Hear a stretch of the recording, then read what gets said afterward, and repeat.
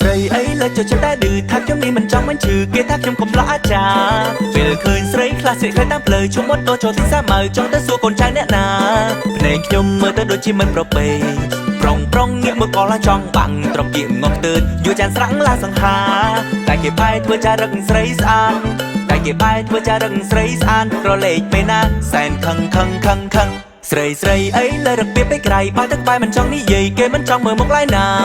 ប្រហែលជាមុខខ្ញុំវាគ្មាននិស័យខ្ញុំតែខ្លួនមិនទាន់សម័យមិនលយដូចគេជាតារាតែចង់ប្រាំខ្ញុំជាបរិសុភាពតែចង់ប្រាំខ្ញុំជាបរិសុភាពចារឹករូបទុំស័ក្តិសមជាកូនអ្នកចំការតាមសួរ10ម៉ាត់មិនប្រមវិចាតាមសួរ10ម៉ាត់មិនប្រមវិចាបានហើយសុំអាសែនខឹងស្រីអីលើចុះចិត្តតែលយបើស្លៀកពាក់មិនសូវលយគេមិននិយាយរកទេណាគិតយូរទៅសែនគ្រឿនពេងក្រៃសួរថាធ្វើអញ្ចឹងធ្វើអីលោកអើយលោកមិនអុកក្រឡាគេចូលចិត្តតែលេចារឹកស្រីស្អាតគេចូលចិត្តតែលេចារឹកស្រីស្អាតចង់ឲ្យគេត្រថាខ្លួនឯងនេះអស្ចារ្យរកគេលយព្រោះគេជាតារា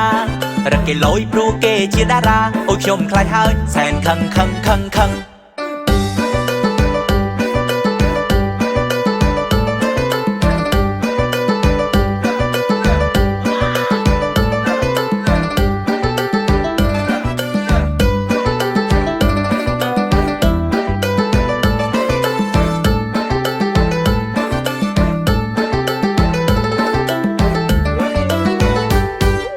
ស្រីអីលើចុះចិត្តតែឌឺថាខ្ញុំនេះមិនចង់មិនឈឺគេថាខ្ញុំកុំឡោះអាចារ្យពេលឃើញស្រីខ្លះស្រីខ្លះតាមផ្លូវជុំមុតទៅចូលទីសាម៉ៅចង់ទៅសួរកូនចៅអ្នកណា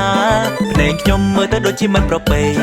ប្រុងងាកមើលក៏ឡាចង់បាំងត្រកៀកងក់ទើតយូរចានស្រាំងឡាសង្ហាតែគេបែរធ្វើចារឹកស្រីស្អាតតែគេបែរធ្វើចារឹកស្រីស្អាតរលេកពេលណាសែនខឹងស្រីអីលើរកពីពេកក្រៃបើទឹកបែមិនចង់និយាយគេមិនចង់មើលមុខឡើយណាប្រហែលជាមុខខ្ញុំវាគ្មាននិស័យខ្ញុំតែខ្លួនមិនទាន់សម័យមិនលយដូចគេជាតារាតែចង់ប្រាំខ្ញុំជាបរិសុភាពតែចង់ប្រាំខ្ញុំជាបរិសុភាពចារឹករូបទុំស័ក្តិសមជាកូនអ្នកចំការតាមសួរ10ម៉ាត់មិនប្រមវិចាតាមសួរ10ម៉ាត់មិនប្រមវិចាបានហើយសុំអាសែនខឹងស្រីអីលើចុះចិត្តតែលយបើស្លៀកពាក់មិនសូវលយគេមិននិយាយរកទេណាគិតយូរទៅសែនគ្រឿនពេងក្រៃសួរថាធ្វើអញ្ចឹងធ្វើអីលោកអើយលោកមិនអុកក្រឡា